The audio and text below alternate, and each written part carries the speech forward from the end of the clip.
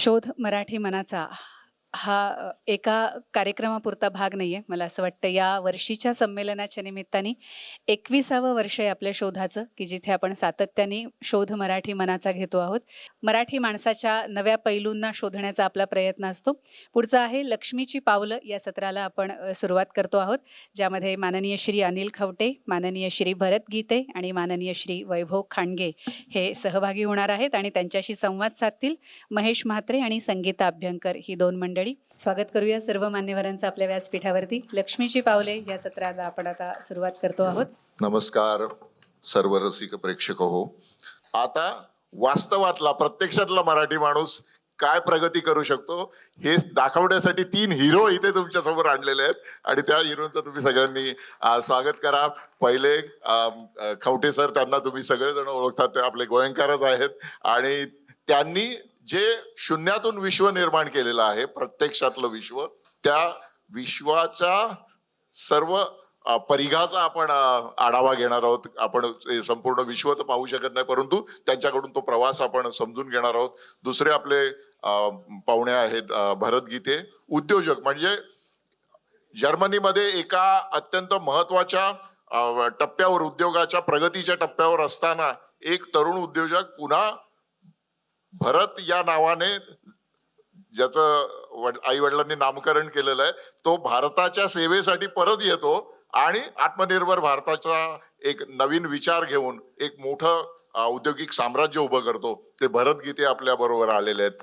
त्यांच्याकडून इथे जे विशेषतः विद्यार्थी आहेत, तरुण मुलं मुली आहेत, यांना प्रगतीची जी वाट आहे, ती प्रगतीची पाऊल वाट त्यांच्या संवादातून ऐकायला मिळेल. आणि वैभव खांडगे आहेत. वैभव खांडगे हे, यांचं वैशिष्ट्य असं आहे की बरेच लोक एकच उद्योग आयुष्यभर करत असतात, अधिक चांगल्या पद्धतीने त्यामध्ये प्रगती करत असतात, परंतु नव्या युगाचे नवे उद्योजक असे आहेत की त्यांनी सतत नवनव्या वाटा धुंडाळत गेलेले आहेत. आणि आता सध्या इंग्लंडमध्ये सगळ्यात मोठी हॉस्पिटॅलिटी चेन, सगळ्यात मोठी एव्हिएशन मधली चेन उभी करण्याचा प्रयत्न करणारे हे समर्थ मराठी तरुण आहेत. त्यांचं सुद्धा आपण सगळ्यांनी स्वागत केलं पाहिजे. या सगळ्या संवादामध्ये माझ्यासोबत संगीता अभ्यंकर, प्राध्यापक संगीता अभ्यंकर आहेत आणि आम्ही सगळा हा संवाद सुरू करणार आहोत. लेडीज फर्स्ट या नायाने मी त्यांनाच पहिले प्रश्न विचारण्याचं विनंती करतो. हॅलो, नमस्कार. इथे बसलेल्या आपल्या यांनी म्हटल्याप्रमाणे 3 हिरोंपैकी जे सगळ्यात तरुण आहेत, आपल्या गोव्याचे श्री अनिल खवटे. तर मी सुरुवातीला असं म्हणेन की उद्योगपती श्री अनिल खवटे यांची या व्यासपीठावर ओळख करून देताना एक वेगळा आयाम त्याला आहे. कारण वेगळा सामाजिक, सांस्कृतिक आणि राजकीय असा संदर्भ त्यांच्या या कारकिर्दीला आहे. कारण पोर्तुगीज गोव्यामधला आपला पासपोर्ट घेऊन ब्रिटिश इंडियातल्या मुंबईमध्ये त्या काळी SSCची परीक्षा द्यायला गेलेला हा मुलगा जेव्हा 17 वर्षांचा झाला तेव्हा गोवा स्वतंत्र झाला.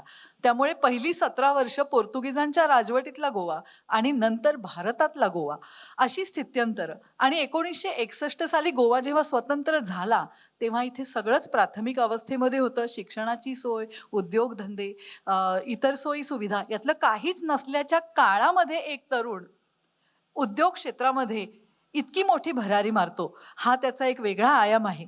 आणि दुसरं सांस्कृतिक महत्व अशासाठी आहे की 450 वर्ष पोर्तुगीजांच्या जोखडाखाली असून सुद्धा गोव्यामध्ये भारतीय संस्कृती टिकवण्यामध्ये मराठी भाषेचं जे महत्व आणि योगदान आहे ते अतिशय मनापासून मानतात. आणि म्हणूनच शोध मराठी मनाचा यातल्या या सत्रामध्ये सरस्वतीची आणि लक्ष्मीची अशी दोन्ही पावलं त्यांच्या घरात कशी पडली हे आपण त्यांच्याकडूनच ऐकूया. नमस्कार. माझा जन्म 1944 मध्ये झाला, तेव्हा गोवा स्वातंत्र्य झाला नव्हता. 1961 मध्ये गोवा स्वातंत्र्य झाला. तेव्हाचा गोवा आणि त्याच्यानंतरची 10 वर्ष म्हणजे 1970-71 पर्यंत गोवा एकदम वेगळा होता. आणि आता वेगळा झालेला आहे. आता पुष्कळ कमर्शियल झालेलं आहे आणि पुष्कळ गोष्टी ज्या होत नव्हत्या तेव्हा त्या आता व्हायला लागल्या. तेव्हाच गोवामध्ये जी गोमंतकी कुटुंब होती ते सुख, समाधान, स्वास्थ्य सर्व काही त्यांच्याकडे होतं. आमच्या घरात पण स्वास्थ्य होतं. एकमेकाला म्हणजे पणजीत किंवा कुठेही गोव्यामध्ये कुणीही गेला तरी एकमेकांना ओळखत होतो. ते आता होत नाही. माझे वडील, आम्ही पिरोळला आमचा घर होतं, आमचं चौकीचं घर होतं म्हणतो आम्ही तिकडे. आणि त्यांच्या वेळी गोव्याला गाड्या वगैरे तसं काही नव्हतं. ते फार कष्टी होते. तिकडून ते सायकलवरून पणजीला येऊन स्विमिंग मशीनचे स्पेअर पार्ट्स विकत होते, म्हणजे सुया वगैरे. असा म्हणजे त्यांच्यामुळे मला आज हे जे ज्ञान आलंय, व्यावसायिक ज्ञान आलंय, मला वाटतं ते जीन्स आलेले आहेत ते माझ्या वडिलांमुळे मला आले असेल. मला सांगायला बरं वाटतं की 1937 म्हणजे ते वयाच्या 22व्या वर्षी त्याने काथ्रा म्हणजे वैष्णोदेवीच्या पायथ्याशी जो आहे तिकडे मिरट, तिकडे मशिनरीज करत होते, स्विमिंग मशीन्स वगैरे. मी पत्रव्यवहार बघितला 1934चा 35चा त्यांचा, म्हणजे जेव्हा ते 21-22 वर्षाचे होते. मला माहीत नाही ते कसं, त्यांना ते इकडून पैसे तिकडे पाठवत होते, तिकडून म्हणजे काहीतरी वेगळंच त्यांचं तेव्हाचं वैशिष्ट्य होतं. तो म्हणजे शिवणाची यंत्र तेव्हा तिकडून यायची हो. आणि ते तुम्ही खवटो म्हणून ती मला वाटतं गोव्यामध्ये विकली जायची, त्याच्यावरती ब्रँड असायचा. ते सरप्राइझिंग वाटतं. म्हणजे त्यांचा जो व्यावहारिक दृष्ट्या बिझनेसमॅनची जी कला होती ती परहॅप्स माझ्या, आणि त्यामुळे मी जे आजपर्यंत करू शकलो, perhaps because of that I must have done what I have done today. I am in 5 verticals in fact today. मी म्हणजे आज मी सिव्हिल इंजिनियर झालेलो आहे. मी 1966 मध्ये VGTI मध्ये पास झालो, विल्सनमध्ये इंटर सायन्स झालं. 66 मध्ये VGTI मध्ये सिव्हिल इंजिनियर झालो, गोव्याला आलो आणि गोवा स्वातंत्र्य झाला होता. आणि सिव्हिल इंजिनिअरिंग म्हणजे तेव्हा मन नव्हतं की सिव्हिलला जायचं म्हणून. ते होत गेलं. माझ्या आयुष्यात पुष्कळ गोष्टी अशा घडल्या की देवाचं काहीतरी वरदान असायला पाहिजे, अशाच गोष्टी घडत गेल्या. आणि मी आज जो घडलो ते मला वाटतं, मला प्रामाणिकपणे वाटतं, it's because of the blessing of the God. तेव्हा मी 1966 मध्ये म्हणजे इकडे पहिला म्हणजे 5 वर्टिकल्समध्ये पहिला म्हणजे मी सिव्हिल असल्या कारणाने कन्स्ट्रक्शन सुरू केलं, कन्स्ट्रक्शन रिअल इस्टेट. नंतर विचार केला कन्स्ट्रक्शन याला व्हेरी नियर इज हॉस्पिटॅलिटी. तेव्हा मी डेल्मॉन नावाचं इकडे हॉटेल सुरू केलं, नंतर रेव्हन्यू सुरू केलं, नंतर कोकेरो घेतलं, म्हणजे हॉस्पिटॅलिटीमध्ये मी आलोय. त्यानंतर वाटलं की आता कसं वाढायचं. म्हटलं इकडे शेजा गोवाचा स्लॅग होतं, slag has got a cementitious quality. म्हटलं ह्याचा उपयोग कसा करता येईल मला सिव्हिल असल्याकडे मला नवीन करायची गोष्ट. म्हणजे मी SCC गेलो मुंबईला. त्यांना म्हटलं असा तुम्ही गोव्याला इकडून सिमेंट पाठवता वाढीहून, म्हणजे about 600 kilometre, let us give the cement to go on fresh cement. आणि त्यानं मला माझी आयडिया आवडली. म्हणजे स्लॅग सिमेंट म्हणजे ज्याला पोर्टलँड स्लॅग म्हणतो, ज्याला क्लोराईड आणि हे म्हणजे जे पाहिजे असतं ना आमच्या our land has got chloride and sulfate, त्यांना रेजिस्ट करण्यासाठी हे सिमेंट बरं पडतं. आणि त्याने माझ्या मार्गून मी त्यांच्याबरोबर SCC स्थापन केली, जॉईंट व्हेंचर सुरू केलं. नंतर मी रेडीमिक्स कॉन्क्रीट सुरू केलं आणि नंतर असं मॅन्युफॅक्चरमध्ये गेलो. नंतर मी माझा मुलगा म्हणाला होता, म्हणजे जस्ट जॉईन, तो म्हणाला, म्हणजे तो बोलला मला की त्याला मर्सिडीज गाड्यांची आवड होती. म्हटलं तुला आवड असेल तर जाऊया म्हटलं. आणि मी हुंदाय मर्सिडीज बेंझ अँड याचं टाटा सर्व्हिस ह्यांच्या एजन्सीज घेतल्या. आता we are one of the biggest as far as trading is concern. त्यानंतर इकडे पूर्वी हे माईन ओनर्स कोणालाच जेटी वगैरे करायला देत नव्हते आणि तेव्हा पुष्कळ बिझनेस होता. म्हणून मी छोटंसं, मला पुष्कळ ऑब्जेक्शन होतं, पण इकडे ने आण करण्यासाठी I build a small mini बंदर केलं. इकडे स्मॉल पोर्ट, मायनर पोर्ट, जिकडून मी सामान पाठवू शकतो आणि एक्सपोर्ट पण करू शकतो. असे 5 व्यवसाय मी घेऊन वा, केलेले आहेत. खूपच तुमची तरुण मुलांना आणि नवीन उद्योगामध्ये येऊ इच्छिणाऱ्या तरुणांना ही खूप उत्स्फूर्तिदायक गाथा आहे. मराठी माणूस उद्योगाकडे बघण्याची जी त्याची दृष्टी आहे, साधारणतः आपल्याकडे धंद्यामध्ये माणूस पडतो, मराठी माणूस उद्योगात पडतो असा शब्द वापरला जातो की तो धंद्यात का पडतोस असं घरातले लोक विचारतात. तर या सगळ्या पार्श्वभूमीत एक बीड सारख्या मराठवाड्यातल्या एका बऱ्यापैकी चुकीच्या गोष्टींसाठी प्रसिद्ध असलेल्या जिल्ह्यामधून एक तरुण जर्मनीमध्ये जातो, जर्मनीमध्ये स्वतःच अस्तित्व सिद्ध करतो आणि नंतर पुन्हा आपल्या मातीच्या ओढीने भारतामध्ये येतो आणि भारतामध्ये आल्यानंतर एक स्वतःच कौशल्यपणाला लावून देशासाठी, देशाच्या संरक्षण क्षेत्रासाठी, देशातील रेल्वे सारख्या अत्यंत महत्वाच्या क्षेत्रासाठी, दळणवळणाच्या क्षेत्रासाठी एक भरीव योगदान देतो. असे भरत गीते आपल्या समोर आहेत आणि त्यांचा प्रवास बीड पासून जर्मनीमधून परत भारत, हा सगळा प्रवास तरुण मुलांना निश्चितच उद्बोधक ठरेल असं वाटतं. येस, सर्वप्रथम धन्यवाद. शोध मराठी मनाचा 2018 नंतर 2026 हे दुसऱ्या सत्रामध्ये मला आपण बोलवलं. आपण जसं वर्णन केलं तसं बीड जिल्ह्यामधल्या परळी तालुक्यातील नंदागोळ या अशा एका छोट्याशा गावामध्ये माझा जन्म झाला. आम्ही 6 भावंड. जसं सरांनी सांगितलं तसं वडील आणि आपली पार्श्वभूमी यातूनच पहिला आपला जो गुरु असतो, पहिला जो शिक्षक असतो, ती आपली माता आणि पिता असतात. आमचे वडील म्हणजे एवढ्या छोट्या गावात असताना 1-1.5-2 एकर शेती आणि 6 मुलं ही शिकवायची म्हणजे शिकवायची, ही त्यांची जिद्द होती. सुरुवातीला काही शिवणकाम, किराणा दुकान असं गावात टाकत टाकत परळी या तालुक्याच्या ठिकाणी जाऊन एक चहा आणि नाश्त्याचं एक दुकान टाकलं आणि तिथून ते सिव्हिल कॉन्ट्रॅक्टर झाले. असं करत करत थोडे पैसे कमवत आम्हाला सर्वांना शिकवलं. सर्वात लहान आम्ही, बाकीचेही भावंड, काही इंजिनियर, काही डॉक्टर, बहीण डॉक्टर झाली. माझं स्वप्न असं होतं की आपला जिथे जन्म झाला तिथेच आपला अंत नाही पाहिजे, आपण पूर्ण जग पाहिलं पाहिजे. पण जगातल्या सर्वात चांगल्यातल्या चांगल्या गोष्टी परत आपल्या मायभूमीकडे घेऊन आलं पाहिजे. त्यामुळे परळीवरनं लातूरला गेलो, लातूरवरनं पुण्यासारख्या COEP college of engineering Pune इथे धातुशास्त्र हा सब्जेक्ट आमच्या खानदानाला कुणाला माहिती नव्हता. मेटलर्जी काय असतं हे माहिती नव्हतं. बऱ्याचशा वेळा याचा न्यूनगंड फार जास्त आहे. मेटलर्जी म्हणजे खरोखरच इंजिनिअरिंग आहे का सायन्स आहे. पण अशा विषयामध्ये भाग घेतला फक्त एकामुळे, कारण आपल्याला COEP पुण्याला जाता येईल, पुण्यातनं आपल्याला विदेशात जाता येईल म्हणून जर्मनी गाठली. जर्मनीमध्ये 10 वर्ष राहिलो. RWTH आखन ह्या फार मोठ्या विद्यापीठामध्ये शिक्षण घेतलं. BMW, महाले अशा 2 जगप्रसिद्ध कंपन्यांमध्ये अर्ध्या दशकापेक्षा जास्त काम केलं. पण हे पूर्ण हा प्रवास करत असताना आपल्या देशात काय होत नाही यावर माझा फार भर असायचा.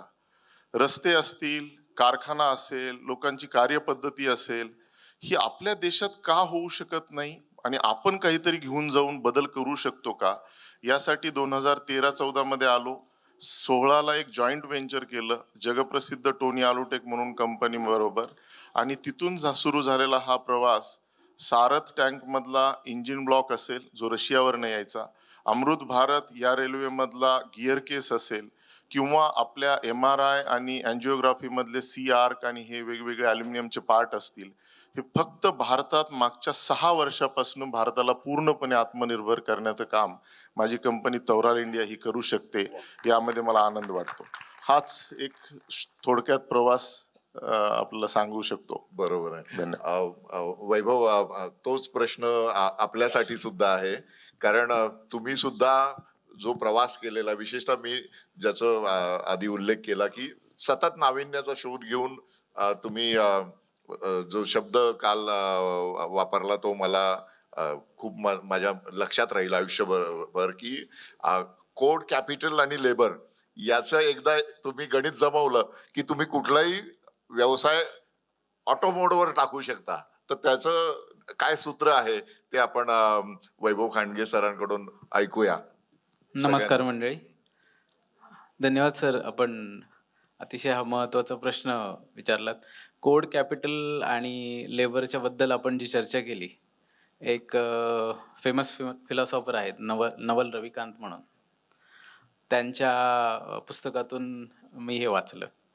आणि कोड, कॅपिटल अँड लेबर, क्षमा करा मी अस्खलित मराठी, मी 17 वर्ष इंग्लंडमध्ये राहतो, काही शब्द माझे इंग्रजीमध्ये येतील.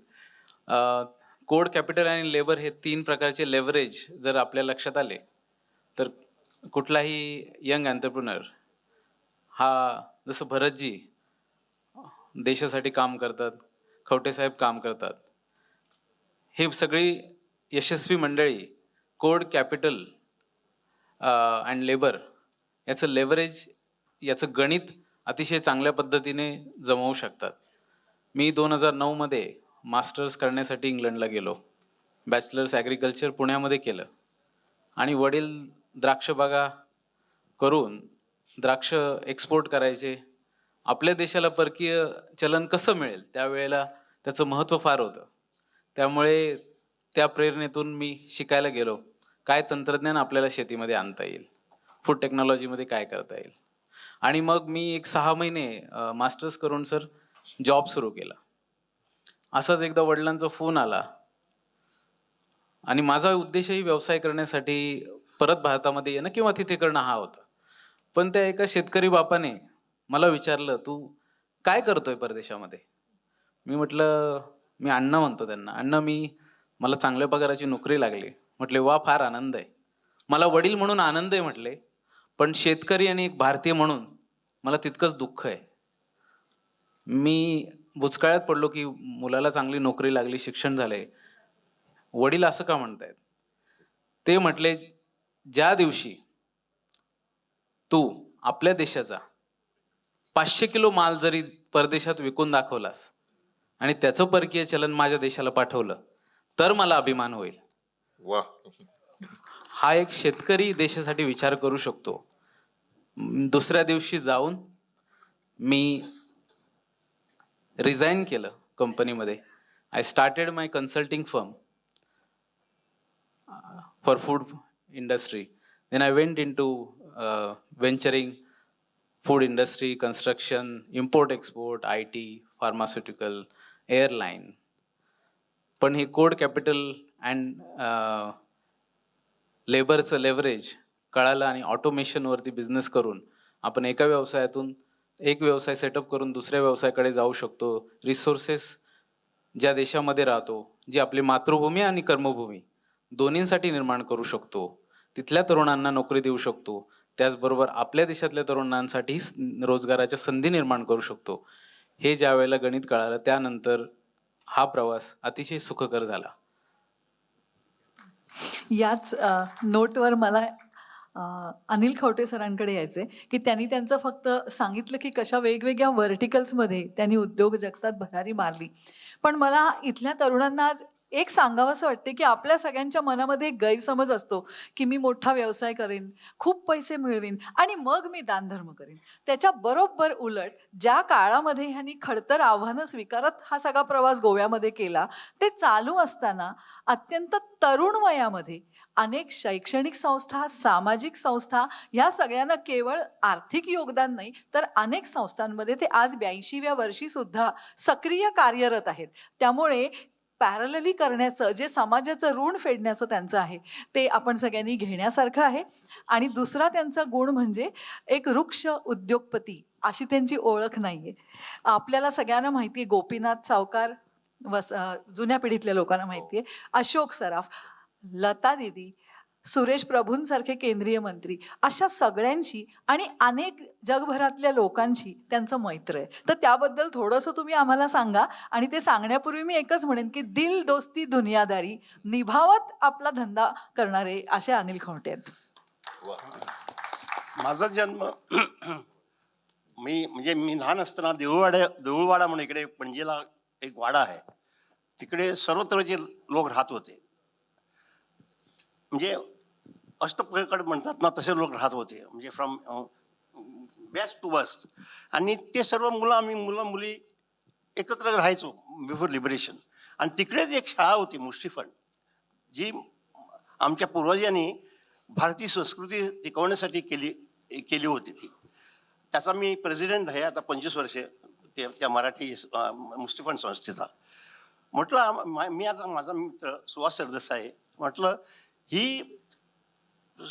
हिला कुठे, मी जेव्हा इंजिनिअरिंग गोव्याला आलो तेव्हा म्हटलं ह्या शाळेला आपण कुठेतरी उंचीवरती ठेवायलाच पाहिजे.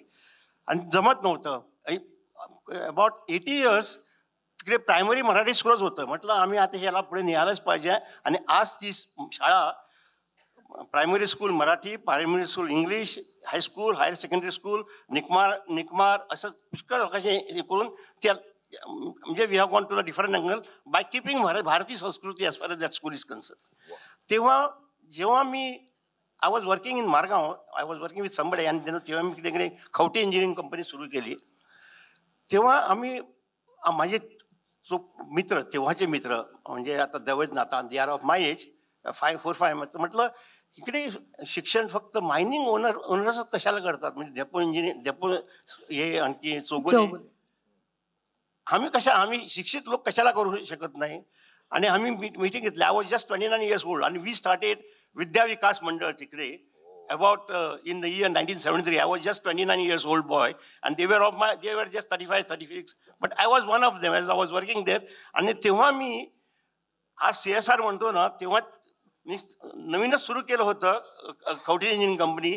म्हटलं आम्ही एक ओल्ड घर भाड्याचे घेतलं आणि तिकडे जो खर्च करायचा होता, आता आम्ही जे CSR होतं तेव्हा मी तसा केला होता about 40,000 rupees. I am talking about 1973. नंतर म्हटलं about 35 years back, some of my friends had some spastic child, special child. ते मला म्हणाले मला तुमची मदत पाहिजे. म्हटलं काय करायला पाहिजे. ते म्हणाले आम्ही let us start one special child Disha. आणि आम्ही तेव्हा दिशा चॅरिटेबल ट्रस्ट नावाचं आणखी एक संस्था केली, मेंट फॉर सर्व. आणि मी त्याचा last 35 years I am the president of this. This is as far as education is concerned. As far as spiritual is concerned, I am very much connected. Ramdev Baba जेव्हा गोव्याला पहिल्यांदा आले, because there are very few people who were there. I was one of the leading men to bring him in Goa, and we had a big मोठं हे केलं, सभा घेतली, म्हणजे त्याने आमचं शिबिर घेतलं आणि आम्ही 30,000 लोक आले. तेव्हा दुसऱ्यांदा मला म्हटलं I am very much connected with Saibaba. तिकडे जेव्हा जातो तेव्हा म्हणाले आम्हाला साईबाबाची पादुका गोव्याला आणायला पाहिजे. म्हटलं करूया आपण. आम्ही ती इट वॉज इन 2008. साईबाबाची आम्ही त्याला रिसिव्ह केलं बांद्याला आणि तिकडून वाजत गाजत पणजीला आणून तेव्हा 1 लाख लोक आले होते. म्हणजे it was also 2 days program, but with big असं I am connected with so many things spiritually, religious. As far as religious also, I am connected with so many institutions. तुम्हाला सांगायला म्हणजे असं वाटतं की विली डिसूजा आमचे चीफ मिनिस्टर पूर्वीचे, he was very friendly with me. त्याने जेव्हा बुक रिलीज केलं त्याचा मी चेअरमन होतो. समाव द we came in very close contact. ते म्हणाले मला आमची देवी आहे इकडे, त्या देवीला आपण तू मला मदत करशील का म्हटलं साळगावला. तर म्हटलं हो. मी जाऊन बघितलं तर ते वाळूळ होतं. तू बांधशील का म्हटलं. हो मी बांधून देईन म्हटलं. आणि ती at his request I constructed that temple at Saligao. म्हणजे दिस ऑल्सो भेट असं पुष्कळ. आता पुंडलिक देवस्थान आहे. I am involved with them right from the 1981 फरवरीला. ते काहीच नव्हतं, त्याला आग लागली होती. ते तिकडचे लोक आले मला म्हणाले हे करूया हो करूया. अजूनपर्यंत मी त्याच्याशी निगडीत आहे. असं I am involved in the religious, spiritual and शैक्षणिक क्षेत्रात. वा. आपल्याकडे जे 4 पुरुषार्थ सांगितलेले आहेत त्याच्यातला पहिला धर्म आहे, त्यानंतर अर्थ आहे. तुम्ही या दोन्ही पुरुषार्थामध्ये ज्या पद्धतीने योगदान दिलेलं आहे सामाजिक, हे खूप महत्वाचं आहे. विशेष म्हणजे आपल्याकडच्या संतांच्या शिकवणीमध्ये या गोष्टी खूप महत्वाच्या मानल्या गेलेल्या आहेत. त्या म्हणजे तुकाराम सहजपणे सांगून जातात की जोडून या धन उत्तम व्यवहारे. तुम्ही धन उत्तम व्यवहाराने जोडा आणि उदास विचारे वेच करी. तर तो खरा तुकारामाचा अभंग आपण 3 जण जगतायत. आणि त्यासाठी मी भरतगीतेंना तो प्रश्न पहिला महत्वाचा विचारतो. मुलं मुली इथे मोठ्या प्रमाणात आहेत म्हणून. COEP म्हणजे त्यांच्या इंजिनिअरिंग कॉलेजचं नाव आहे पुण्यातल्या. त्या इंजिनिअरिंग कॉलेजच्या वतीनं 100 मुलांना अत्यंत भरीव मदत कशा पद्धतीने करण्याचा संकल्प यांनी भरतगीते आणि त्यांच्या बरोबरच्या सहकाऱ्यांनी सोडलेला आहे. त्या संदर्भात तुम्ही तरुण पिढीला सांगा. COEP मी जसं आधी सांगितलं, तिथे ऍडमिशन तर प्रवेश तर मिळाला, पण मराठवाड्यातनं ग्रामीण भागातनं आलेला एक तरुण जेव्हा पुण्याची मुलं मुली बाजूनी अशी टू व्हीलर वगैरे घेऊन जायची, इंग्लिश बोलायची, तेव्हा असं वाटायचं की आपला काही निभाव लागेल का इथे. पण त्याच कॉलेजमध्ये शेवटच्या वर्षी GS म्हणून निवडून आलो, जनरल सेक्रेटरी म्हणून निवडून आलो. 10 वर्ष जर्मनीमधनं राहून आल्यानंतर माजी विद्यार्थी संघटनेचं एक इलेक्शन लढवण्याची संधी मिळाली आणि त्यामध्ये भरघोस कोविडच्या अशा महामारीच्या काळामध्ये भरघोस इंजिनियर्सचं मतदान घेऊन मी जवळपास 70% 80% मतदान घेऊन प्रेसिडेंट झालो. माजी विद्यार्थी संघटनेसाठी काय करायचं? पूर्वीचं 1993 मध्ये संघटना ही सुरू झालेली काही महान इंजिनियर्सनी माजी विद्यार्थ्यांचं आणि आपल्या संस्थेचा एक संबंध नेहमी राहावा म्हणून 30 वर्षापूर्वी सुरू केलेली ही संस्था माझ्या ताब्यात आल्यानंतर मागचे काही प्रोग्राम जे खूप चांगले आहेत ते कंटिन्यू केले. जसं की माजी विद्यार्थ्यांना COEP अभिमान पुरस्कार देणं, मग त्यामध्ये नितीन परांजपे जे ग्लोबल CEO होते युनिलिव्हरचे, गौर गोपाल दास, आपले आजचे स्टारबक्सचे पोस्टर बॉय लक्ष्मण नरसिंहा, अशा अनेक व्यक्तींना आणून मुलांना त्यांच्याकडनं प्रबोधन मिळालं, त्यांच्याकडनं काही शिक्षण मिळालं. पण त्याचबरोबर आमची एक धडपड होती की या इंजिनिअरिंग कॉलेजमध्ये जेव्हा ऍडमिशन मिळतं ना, ते बुद्ध्यांकावर मिळतं. तुमच्यामध्ये खिशामध्ये जसं आता सरांनी सांगितलं शिक्षण क्षेत्रात ते काम करतात, त्यांनी अनेक संस्था इथे गोव्यामध्ये आणल्या. तर या शिक्षण संस्थेमध्ये ऍडमिशन भेटल्यानंतर एखादा मुलगा, त्याचे आई वडील कुठेतरी सायकलचं दुकान असतं, कुठेतरी आई भांडे धुणे करून मेड म्हणून काम करत असते आणि त्या मुलांनी प्रचंड मेहनत करून COEP मध्ये ऍडमिशन घेतलंय. पण आम्ही असं पाहिलं की काही विद्यार्थ्यांकडे ट्युशन फी भरायचे पैसे नाहीयेत, हॉस्टेलची फी भरायचे पैसे नाहीयेत. त्यामुळे आम्ही असं एक उपक्रम सुरू केला की कोण डोनर मिळेल. आणि आम्हाला अमेरिकेतला आमचा मित्र ज्यांनी आम्हाला भरघोस मदत केली, आचलेरकर म्हणून, त्यांनी आम्हाला 8 कोटीचं एक बजेट दिलं पुढच्या 8 वर्षासाठी. त्याद्वारे आम्ही दरवर्षी 100 विद्यार्थी दत्तक घेतो. त्यांचा प्रॉपर एकदम इंटरव्ह्यू होतो, त्यांचं पूर्ण बॅकग्राऊंड चेक केलं जातं आणि त्यांची ट्युशन फी, हॉस्टेलची फी यासाठी आपण प्रत्येकी 1 लाख वा. रुपये त्यांना मदत करतो. खूपच चांगलं आहे. हा जो एक म्हणजे आपल्या सामाजिक कृतज्ञतेचा, बांधिलकीचा जो भाग आहे, हा खरं तर सगळ्यांनीच जपला पाहिजे. जगभरामध्ये आपण पाहतो की जे मोठे उद्योगपती असतात ते फिलॉन्थ्रॉफी हा त्यांच्या जीवनाचा, जगण्याचा भाग असतो. भारतामध्ये ती परंपरा थोडी कमी असलेली आपल्याला पाहायला मिळते. इंग्लंडमध्ये काम करत असताना वैभव, आपण तिथले अनुभव सांगा. आणि आता तुम्ही तिथे एस्टॅब्लिश झालेले आहात, तिथे प्रस्थापित झालेले आहात आणि इंग्लंडमध्ये सध्याची जी सामाजिक आणि राजकीय परिस्थिती बदललेली पाहता, या सगळ्या याचा म्हणजे भारतीय तरुणांना तुम्ही काय सांगाल की इंग्लंड काय किंवा अमेरिका काय, तिकडे जाण्याच्या संदर्भात, तिथे स्वतःचं नवीन उद्योगधंद्यामध्ये अस्तित्व निर्माण करण्याच्या संदर्भात नेमकं काय केलं पाहिजे, आणि जी मुलं जायला तयार असतील त्यांना तुमच्यासारखे लोक काय मदत करतील? आतापर्यंत साधारणतः ट्रेंड असा होता की इंग्लंड अमेरिका शिक्षणासाठी, तंत्रज्ञानासाठी शिक्षण घ्यायचं, बरेचसे तरुण तिथं सेटल व्हायचे चांगली नोकरी किंवा उद्योग करून. मोस्टली IT मध्ये इंग्लंड, US ला किंवा लॉमध्ये इंग्लंडला किंवा अदर टेक्नॉलॉजीमध्ये इंग्लंडला जाऊन सेटल व्हायचं. पण आता आपल्या देशामध्ये तंत्रज्ञान विद्यापीठं आणि त्याचबरोबर नवीन येऊ घातलेल्या करारांमुळे ते सगळे विद्यापीठं भारतामध्ये येत आहेत.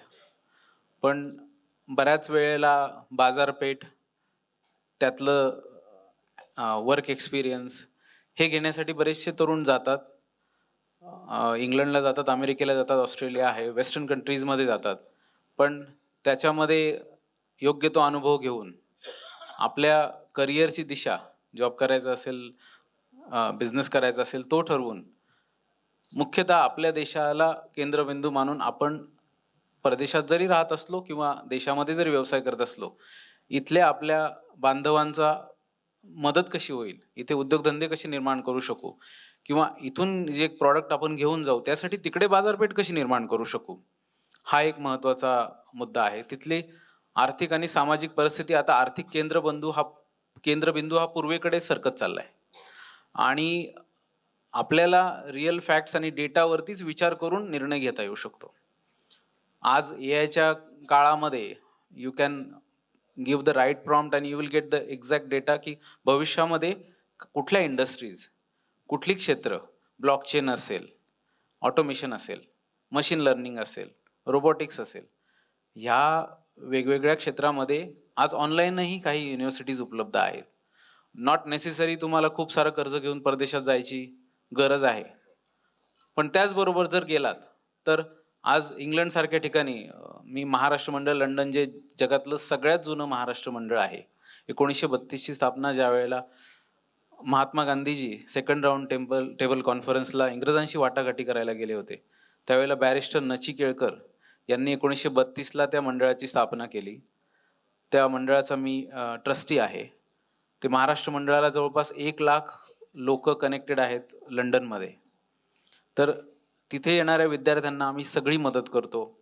राईट फ्रॉम त्यांना ॲकोमोडेशनची व्यवस्था असेल, युनिव्हर्सिटीच्या काही अडचणी असतील, प्रवासातल्या काही अडचणी असतील, जेवणाखावणाच्या काहीही अडचण आली तर महाराष्ट्र मंडळ लंडन तिथे त्यांना मदत करण्यासाठी तत्पर आहे.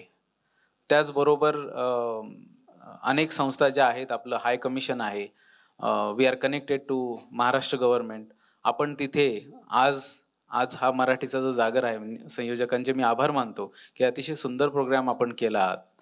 आपण महाराष्ट्र मंडळ लंडन आणि बालभारती मराठी भाषा संस्था एक करार करून इंग्लंडमध्ये मराठी भाषा शिकवण्याचे तरतूद केलेली आहे.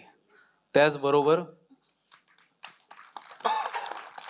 लंडनमध्ये त्यासाठी एक चर्च ऑफ इंग्लंडची बिल्डिंग महाराष्ट्र शासनाच्या मदतीने आपण विकत घेत आहोत, ज्यामध्ये छत्रपती शिवाजी महाराज वैश्विक मराठी केंद्र सुरू होणार आहे. तर त्याचबरोबर अनेक असे उपक्रम जे आहेत त्याचं इन्फ्रास्ट्रक्चर येणाऱ्या विद्यार्थ्यांसाठी. म्हणजे मी मुद्दाम आता एक गोष्ट आवर्जून इथे सांगू इच्छितो सर्व उपस्थितांसाठी. महाराष्ट्रामध्ये, मुंबईमध्ये मराठी शाळा वेगाने बंद होत असताना, कमी होत असताना, इंग्लंडमध्ये मराठी तरुणांच्या माध्यमातून, तिथे राहणाऱ्या लोकांच्या माध्यमातून मराठीचा झेंडा असा फडकत ठेवणं ही फार मोठी गोष्ट आहे. त्यासाठी यांचं अभिनंदन केलं जाईल. आणखी मी ॲड करू इच्छितो की तिथे सेकंड जनरेशन, थर्ड जनरेशन जे महाराष्ट्रीयन्स आहेत, त्याचबरोबर जे ब्रिटिश आहेत, त्यांनाही हा अभ्यासक्रम आपण उपलब्ध करून दिला आहे. आज योगायोगाने डॉक्टर काकोडकर आहेत, सिनियर IAS ऑफिसर, आणि आमचे सिनियर श्री चंद्रकांत दळवी साहेब इथे आहेत.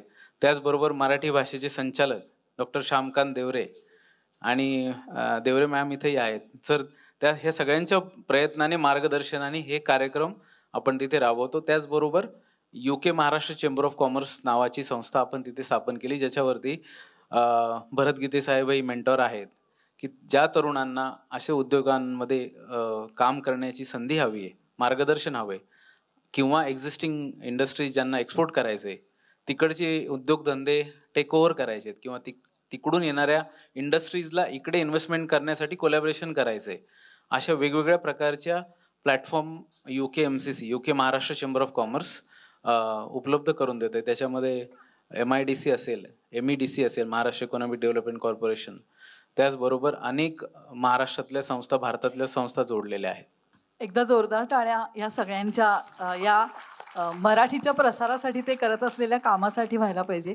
पण त्यांनी आता जे सांगितलं, किंवा ज्या काळाच्या टप्प्यावरती यांनी करिअर केली, त्याच्या कंपॅरिझनमध्ये मला एक गोष्ट सांगायची आहे की गोव्यामध्ये अनिल खवटेंनी ज्या काळात सुरुवात केली आणि जो आत्ताचा जो काळ आहे, तर मला एक आवर्जून सांगावीशी गोष्ट वाटते की इनोव्हेशन, सिमेंट सारख्या क्षेत्रामध्ये अत्याधुनिक वेगवेगळी प्रॉडक्ट्स निर्माण करून त्याचे पेटंट्स घेणं, आणि गोव्यामधली मला वाटतं भारतामधली सुद्धा कन्स्ट्रक्शन कंपनीची स्वतःची R&D लॅब असलेलं अल्कॉन ग्रुप हा एकमेव ग्रुप आहे. आणि सांगण्याची गोष्ट म्हणजे, ते विसरले सांगायला, की आज या वयामध्ये आपल्या मुलांकडे बिझनेस हँडओव्हर केला असला तरी R&D लॅब नवीन टायअप्स, इनोव्हेशन्स ते अजूनही करतात. सो या इतक्या तरुण भूमिपुत्रासाठी एकदा जोरदार टाळ्या झाल्या पाहिजेत. आता तुम्ही या तीन प्रत्यक्षातल्या हिरोंचा प्रवास बघितलेला आहे आणि त्यांनी त्यांच्या जीवनामध्ये अत्यंत प्रतिकूल परिस्थितीला सामोरे जात जे यश मिळवलेलं आहे. काय होतं साधारणतः की आपल्याला यश समोर दिसतं, परंतु त्या मागचा जो कठोर संघर्षाचा परिश्रमाचा जो भाग आहे तो साधारणतः त्यांच्या घरच्या लोकांनाच माहिती असतो. इथे सौ खवटे सुद्धा आहेत, त्यांचं मुद्दाम मी त्या निमित्ताने उल्लेख करतो की या सगळ्या उद्योगधंद्याशी निगडित मंडळींच्या जीवनामध्ये असंख्य चढ उतार येत असतात आणि त्या चढ उतारांचा सामना करत ते जगासमोर एक आदर्श उदाहरण त्यांनी घालून दिलेलं आहे. एक गोष्ट सातत्याने बोलली जाते ती म्हणजे नोकरी करणारे होऊ नका, नोकऱ्या देणारे व्हा. तर या तिघांनी तो आदर्श तुमच्या समोर निर्माण केलेला आहे. तर आपण सगळ्यांनी त्या दृष्टीने विचार करावा आणि एवढंच मी बोलतो आणि या तिघांच्या पुढील प्रवासाला शुभेच्छा देतो. आणि अशीच लक्ष्मीची पावलं तुमच्याही घरी वळू देत अशाही शुभेच्छा या शोध मराठी मनाचा या व्यासपीठावरून देताना मला खूप आनंद होतोय. धन्यवाद. धन्यवाद. मराठी अकादमी आणि गोवा राज्य आयोजन समितीच्या तर्फे आयोजित केलेल्या या शोध मराठी मनाचा संमेलनामध्ये मी माननीय श्री किशोर रांगणेकर सर तुम्हाला व्यासपीठावरती निमंत्रित करते. आपण कृपया व्यासपीठावरती यावं आणि या दोनही संयोजन संस्थांच्या वतीने आपण या सर्व मान्यवरांचा सन्मान करावा, ज्यामध्ये अर्थातच अनिल खवटे सरांना आपण उद्घाटनाच्या कार्यक्रमामध्ये विशेष पुरस्कार देणार असल्यामुळे आत्ता त्यांचा सन्मान आपण करत नाही आहोत, पण माननीय श्री भरत गीते सर, वैभव खांडगे आणि संगीता अभ्यंकर या तिघांचा मात्र आपण सन्मान करणार आहोत. मी रांगणेकर सरांना विनंती करते जागतिक मराठी अकादमीच्या वतीने आपण हा सन्मान इथे करावा. सर्वप्रथम श्री भरत गीते सर यांना आपण सन्मानित करतो आहोत.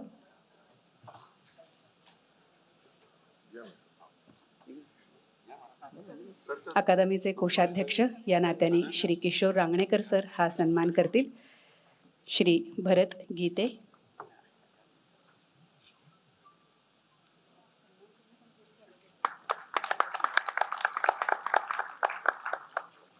सन्मान चिन्हही आपण त्यांना या कार्यक्रमाच्या निमित्ताने देतो आहोत. मी किशोर रांगणेकर सर तुम्हाला विनंती करते सन्मान चिन्हही आपण श्री भरत गीते सरांना द्यावं.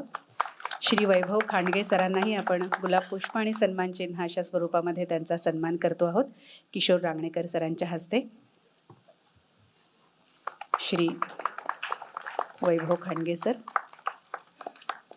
आणि या सत्रातल्या संवादक संगीता अभ्यंकर यांचाही सन्मान किशोर रांगणेकर सर करतील. सारस्वत बँकेचे माजी संचालक आणि मराठी अकादमीचे कोषाध्यक्ष या दोनही नात्यांनी सर हा सन्मान करतील संगीता मॅडमचा.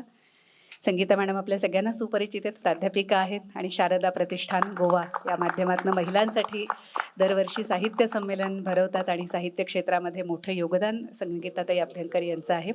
महेश म्हात्रे सर आपलेच आहेत, त्यांचा नंतर सन्मान होणारच आहे, त्यामुळे या दोघांचा आत्ता करत नाही आहोत, पण आपण त्यांना टाळ्या वाजवून दाद द्यायला हरकत नाही. महेश म्हात्रे सर आणि अनिल खवटे सरांना आपण सन्मानित करणार आहोतच. त्यामुळे सर्व मान्यवरांचे मी मनापासून आभार मानते.